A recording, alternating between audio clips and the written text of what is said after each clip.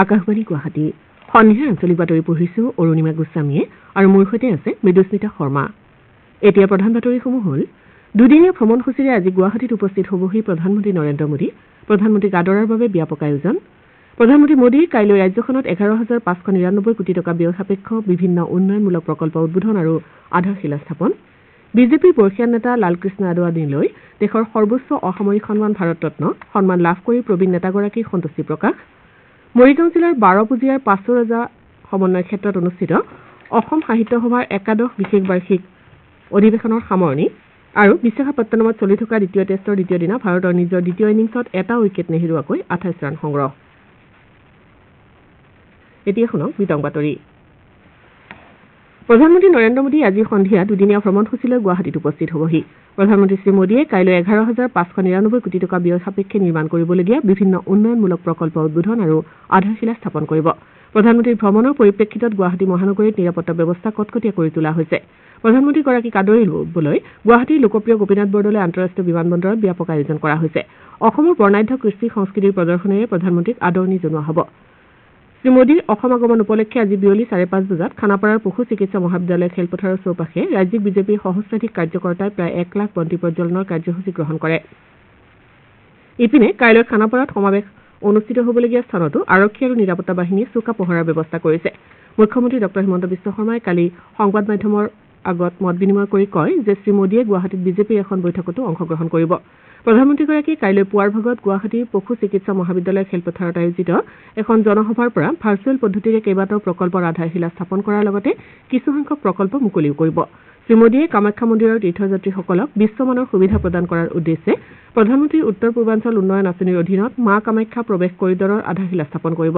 তদুপৰি শ্ৰী মোদীয়ে গুৱাহাটী বিমানবন্দৰৰ নতুন টাৰ্মিনেলৰ পৰা ধাৰাপুৰ তিনিআলি সংযোগী 6-খৰীয়া পথ প্ৰকল্পৰো আধাৰশিলা স্থাপন কৰিব।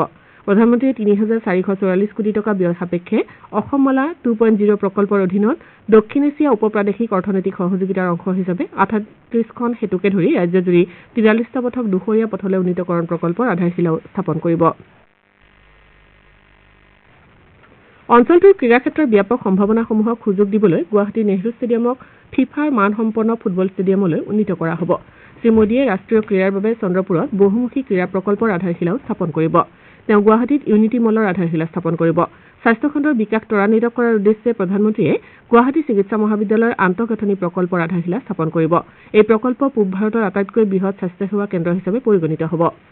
শ্ৰী মোদীয়ে লগতে কৰিমগঞ্জ জিলাৰ ৰাতাবাৰীত এখন চিকিৎসা মহাবিদ্যালয়ৰো আধাৰশিলা স্থাপন কৰিব। তেওঁ দলবাৰীৰ পৰা জামুগুৰিলৈ আৰু বিশ্বনাথ চাৰিআলিৰ পৰা গহপুৰলৈ 4-খৰীয়া পথ প্ৰকল্প ভাৰ্চুৱেল পদ্ধতিৰে মুকলি কৰিব। এই প্ৰকল্পৰ জৰিয়তে ইটানগৰলৈ যাতায়াত উন্নীত হোৱাৰ লগতে অঞ্চলটোৰ সামগ্ৰিক অৰ্থনৈতিক উন্নয়ন ত্বৰান্বিত হ'ব বুলি আশা কৰা হৈছে।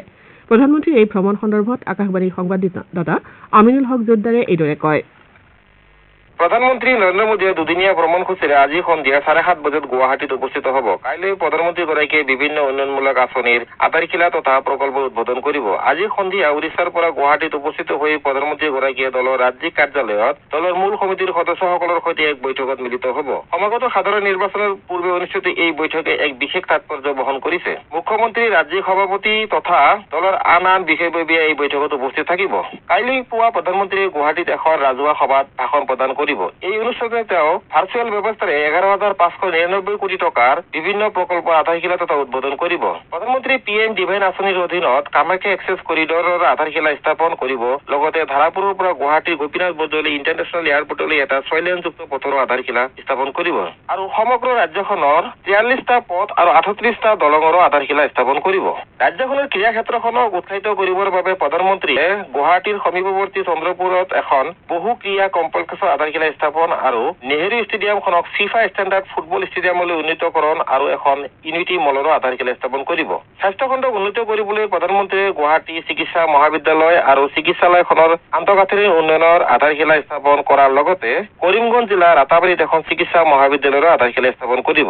পৰৱৰ্তী সময়ত প্ৰধানমন্ত্ৰীগৰাকীয়ে শোণিতপুৰৰ জিলাৰ দলাবাৰীৰ পৰা জামুগুৰিলৈ আৰু বিশ্বনাথৰ পৰা গহপুৰলৈ যোৱা পথছোৱাৰ শুভ উদ্বোধন কৰিব।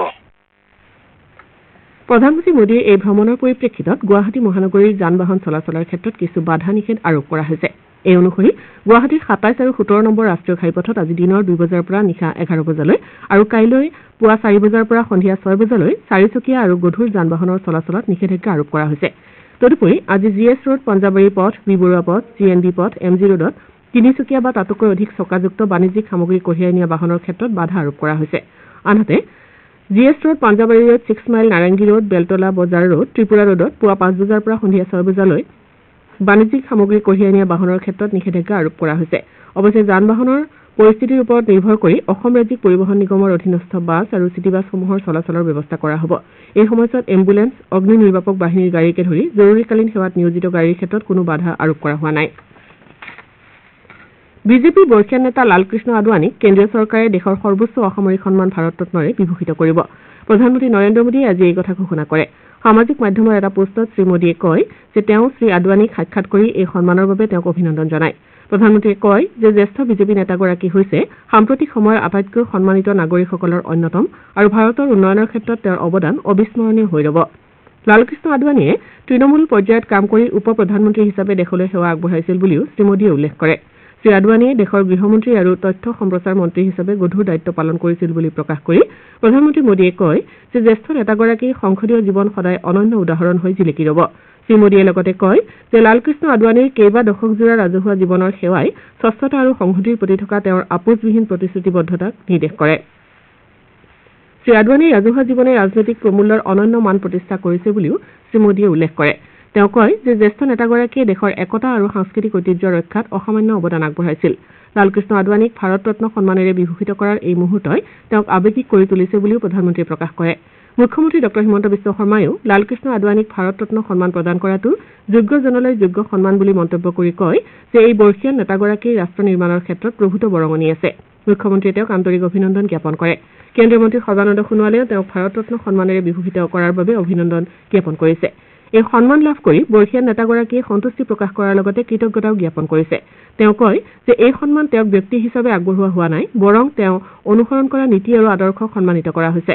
এই প্ৰসংগতে তেওঁ পণ্ডিত দীনদয়াল উপাধ্যায় আৰু ভাৰত ৰত্ন অটল বিহাৰী বাজপেয়ীক শ্ৰদ্ধাৰে সোঁৱৰণ কৰে। কেন্দ্ৰীয় চৰকাৰৰ পেট্ৰলিয়াম আৰু প্ৰাকৃতিক গেছ পৰিক্ৰমা বিভাগৰ ৰাজ্যমন্ত্ৰী ৰামেশ্বৰ তেলীয়ে আজি চিৰাং জিলাৰ ঢালিগড় বঙাইগাঁও শোধনাগাৰত উপস্থিত হৈ জিলাখনৰ কামাৰডাংগা অঞ্চলত ৰূপায়ণ কৰিবলগীয়া দুটাকৈ বিভাগীয় প্ৰকল্পৰ কামৰ প্ৰাৰম্ভিক পৰ্যায়ৰ বুজ লয়। মন্ত্ৰীগৰাকীয়ে আজি ভাৰতীয় তেল নিগমৰ অধীনৰ বঙাইগাঁও শোধনাগাৰৰ কাৰ্যবাহী সঞ্চালক তথা মুৰব্বী নয়ন কুমাৰ বৰুৱাসহ শীৰ্ষ বিষয়াৰ সৈতে বৈঠকত মিলিত হয় আৰু জিলাখনৰ কামাৰডাংগা গাঁৱত হিন্দুস্তান পেট্ৰলিয়ামৰ পৰা ৰূপায়ণ হ'বলগীয়া বটলিং প্লাণ্ট আৰু ডিপো নিৰ্মাণৰ যাৱতীয় প্ৰক্ৰিয়া সন্দৰ্ভত আলোচনা কৰে। ইয়াৰ পূৰ্বে তেওঁ ভাৰত পেট্ৰলিয়াম কৰ্পোৰেচন লিমিটেডৰ অধীনত খাগ্ৰাবাৰীত বিভাগটোৰ নিৰ্মাণ হ'বলগীয়া তৈল ভঁৰাল এলেকা পৰিদৰ্শন কৰে। উল্লেখযোগ্য যে কেন্দ্ৰীয় চৰকাৰে এই দুটা প্ৰকল্পৰ ৫২৫ কোটি টকা ধাৰ্য কৰিছে।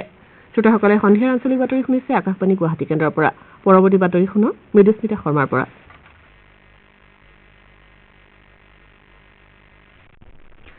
মৰিগাঁও জিলাৰ বাৰপুজীয়াৰ পাছুৰজা ক্ষেত্ৰত অনুষ্ঠিত অসম সাহিত্য সভাৰ একাদশ বিশেষ বাৰ্ষিক অধিৱেশন আজি চতুৰ্থ দিনৰ দ্বিতীয় মুকলি সভাৰে সামৰণি পৰে। পুৱা স্বাধীনতা সংগ্ৰাম শৰৎ চন্দ্ৰ গোস্বামী সোঁৱৰণী অসম জনগোষ্ঠীয় ছাত্ৰ যুৱ সন্মিলনত ৰাজ্যৰ 16টা যুৱ ছাত্ৰ সংগঠনৰ নেতৃবৰ্গই অংশগ্ৰহণ কৰে। অনুষ্ঠান উদ্বোধন কৰি সদৌ অসম ছাত্ৰ সন্থাৰ সভাপতি উৎপল শৰ্মাই অসমৰ প্ৰতিটো জনগোষ্ঠীৰ ভাষা সাহিত্যৰ উন্নয়নৰ লগতে অসমীয়া ভাষাৰ সামগ্ৰিক উন্নয়নৰ বাবে সকলো জনগোষ্ঠীৰ ছাত্ৰ সংগঠনসমূহক কাম কৰিবলৈ আহ্বান জনায়। বিয়লি অনুষ্ঠিত হোৱা ডঃ লক্ষ্মীনন্দন বৰা সোঁৱৰণী দ্বিতীয় মুকলি সভা উদ্বোধন কৰে অসম সাহিত্য সভাৰ প্ৰাক্তন সভাপতি ডঃ কুলধৰ শইকীয়াই। সভাৰ সভাপতি ডঃ সূৰ্যকান্ত হাজৰিকাৰ সভাপতিত্বত অনুষ্ঠিত হোৱা দ্বিতীয় মুকলি সভাত ৰাজ্যৰ ভালেকেইজন বিশিষ্ট সাহিত্যিকে ভাষণ প্ৰদান কৰে। আনহাতে গ্ৰন্থমেলাৰ বাকৰিত কবি নীলমণি ফুকন সোঁৱৰণী কবি সন্মিলনো অনুষ্ঠিত হয়। ৰাজস্থান উচ্চ ন্যায়ালয়ৰ ন্যায়াধীশ ৰূপে কৰ্মৰত বিজয় বিষ্ণয়ক গুৱাহাটী উচ্চ ন্যায়ালয়ৰ মুখ্য ন্যায়াধীশ হিচাপে নিযুক্তি দিয়া হৈছে। কেন্দ্ৰীয় চৰকাৰৰ আইন আৰু ন্যায় বিভাগে এখন অধিসূচনাৰ জৰিয়তে শ্ৰী বিষ্ণয়ক গুৱাহাটী উচ্চ ন্যায়ালয়ৰ মুখ্য ন্যায়াধীশ ৰূপে নিযুক্তি প্ৰদান কৰিছে। উল্লেখযোগ্য যে গুৱাহাটী উচ্চ ন্যায়ালয়ৰ পূৰ্বৰ মুখ্য ন্যায়াধীশ সন্দীপ মেহতাক উচ্চতম ন্যায়ালয়ৰ ন্যায়াধীশ ৰূপে বদলি কৰা হৈছে। ইয়াৰ পিছত গুৱাহাটী উচ্চ ন্যায়ালয়ৰ মুখ্য ন্যায়াধীশৰ আসনখন খালী হৈ আছিল। এই সময়ছোৱাৰ মাজতে 2023 চনৰ 27 ডিচেম্বৰত উচ্চতম ন্যায়ালয়ৰ কলেজিয়ামে ন্যায়াধীশ বিজয় বিষ্ণয়ৰ নাম গুৱাহাটী উচ্চ ন্যায়ালয়ৰ মুখ্য ন্যায়াধীশ হিচাপে অনুমোদন জনায়। কলেজিয়ামৰ অনুমোদনৰ পিছতে কেন্দ্ৰীয় চৰকাৰে শ্ৰী বিষ্ণয়ক গুৱাহাটী উচ্চ ন্যায়ালয়ৰ মুখ্য ন্যায়াধীশ হিচাপে নিযুক্তি প্ৰদান কৰি অধিসূচনা জাৰি কৰিছে। গোলাঘাট জিলাৰ মানস চলিহা নামৰ এজন যুৱকক প্ৰবঞ্চনাৰ গোচৰত পশ্চিমবংগত গ্ৰেপ্তাৰ কৰা হৈছে। মহানগৰ আৰক্ষী আৰু অপৰাধ শাখাৰ এটা দলে পশ্চিমবংগৰ এখন হোটেলত আত্মগোপন কৰি থকা অৱস্থাত মানস চলিহাক গ্ৰেপ্তাৰ কৰে। পশ্চিমবংগ আৰক্ষীৰ সহযোগত গ্ৰেপ্তাৰৰ পিছতে চলিহাক ট্ৰেঞ্জিট ৰিমাণ্ডৰ বাবে ৰাজ্যখনৰ স্থানীয় আদালতত আজি হাজিৰ কৰোৱা হয়। আৰক্ষীৰ এক সূত্ৰৰ পৰা জানিবলৈ পোৱা মতে মানস চলিহাসহ আৰক্ষীৰ দলটো কাইলৈ গুৱাহাটীত উপস্থিত হ'ব।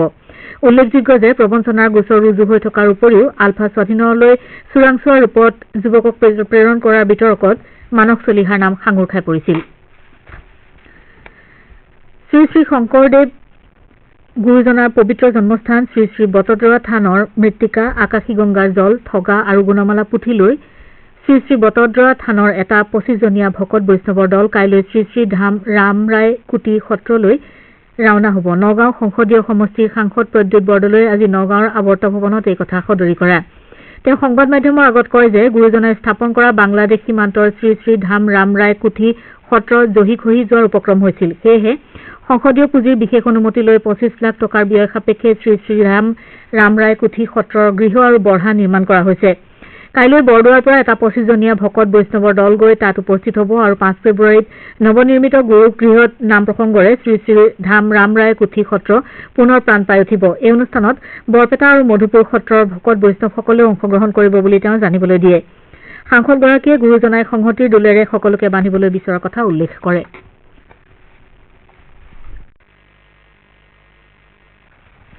অহা 5 ফেব্ৰুৱাৰীৰ পৰা ৰাজ্যৰ 10খন জিলাত তৃতীয় পৰ্যায়ৰ গুণোৎসৱ অনুষ্ঠিত হ'ব। বঙাইগাঁও, দৰং, ডিব্ৰুগড়, গোৱালপাৰা, কাছাৰ, নলবাৰী, মৰিগাঁও, ডিমা হাছাও, মাজুলী আৰু পশ্চিম কাৰ্বি আংলঙকে ধৰি 10খন জিলাৰ 11,993খন বিদ্যালয়ৰ 10,42,360গৰাকী ছাত্ৰ ছাত্ৰীক এই গুণোৎসৱত মূল্যায়ন কৰা হ'ব।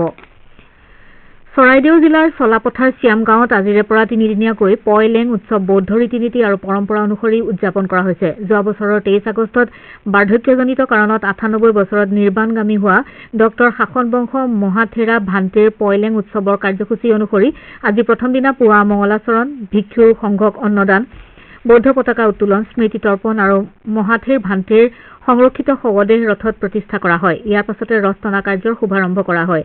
কাইলৈ পুনৰ ৰথ টনা কাৰ্যসূচীৰ লগতে এখন শুৱনি সভা অনুষ্ঠিত হ'ব। এই সভাত কেইবাজনো মন্ত্ৰী, বিধায়ক আৰু সাংসদৰ লগতে বিশিষ্ট ব্যক্তিয়ে অংশগ্ৰহণ কৰিব।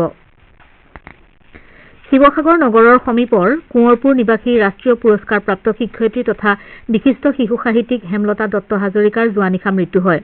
মৃত্যুৰ সময়ত তেওঁৰ বয়স হৈছিল 69 বছৰ। শিক্ষকতাৰ বাবে 2010 চনত ৰাজ্যিক ভিত্তিত আৰু 2012 চনত ৰাষ্ট্ৰপতি পুৰস্কাৰ লাভ কৰা লেখিকাগৰাকীয়ে কমেও 10খন গ্ৰন্থ ৰচনা কৰি শিশু সাহিত্যলৈ বৰঙণি যোগাই গৈছে। তেওঁৰ মৃত্যুত শিৱসাগৰৰ বিভিন্ন দল সংগঠনে শোক প্ৰকাশ কৰিছে।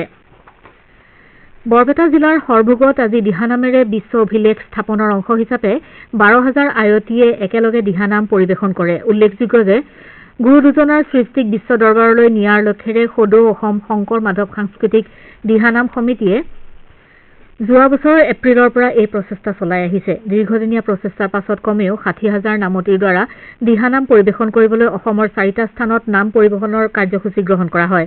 তাৰে অংশ হিচাপে আজি সৰভোগত এই কাৰ্যসূচী ৰূপায়ণ কৰা হয়। আজিৰ এই অনুষ্ঠানটোত গ্ৰীনিজ বুক অৱ ৱৰ্ল্ড ৰেকৰ্ডছৰ প্ৰতিনিধি উপস্থিত থাকে। বিশাখাপট্টনমত চলি থকা দ্বিতীয় টেষ্টৰ দ্বিতীয় দিনা ভাৰতে নিজৰ দ্বিতীয় ইনিংছত আজি দিনটোৰ শেষলৈকে এটাও উইকেট নেহেৰুৱাকৈ 28 ৰান সংগ্ৰহ কৰে। ইয়াৰ আগেয়ে ইংলেণ্ডে 253 ৰানত প্ৰথম ইনিংছ সামৰে। ভাৰতৰ হৈ জছপ্ৰীত বুমৰাই 6টা উইকেট দখল কৰি টেষ্ট ক্ৰিকেটৰ ইতিহাসত কম সময়ৰ ভিতৰতে 150টা উইকেট দখল কৰা ভাৰতীয় বেগী বলাৰ হিচাপে পৰিগণিত হৈছে।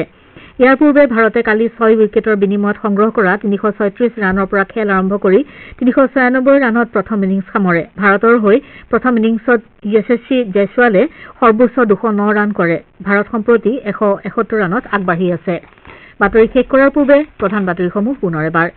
দুদিনীয়া ভ্ৰমণসূচীৰে গুৱাহাটীত উপস্থিত নৰেন্দ্ৰ মোদী প্ৰধানমন্ত্ৰী কাইলৈ ৰাজ্যখনত 11,599 কোটি টকাৰ ব্যয় সাপেক্ষে বিভিন্ন উন্নয়নমূলক প্ৰকল্প উদ্বোধন আৰু আধাৰশিলা স্থাপন, বিজেপিৰ বৰ্ষীয়ান নেতা লালকৃষ্ণ আদৱানীলৈ দেশৰ সৰ্বোচ্চ অসামৰিক সন্মান ভাৰত ৰত্ন সন্মান লাভ কৰি প্ৰবীণ নেতাগৰাকীৰ সন্তুষ্টি লাভ আৰু বিশাখাপট্টনমত চলি থকা দ্বিতীয় টেষ্টৰ দ্বিতীয় দিনা ভাৰতৰ দ্বিতীয় ইনিংছত এটা উইকেট নেহেৰুৱাকৈ 28 ৰান সংগ্ৰহ। আমাৰ এতিয়া বাতৰি ইমানেই।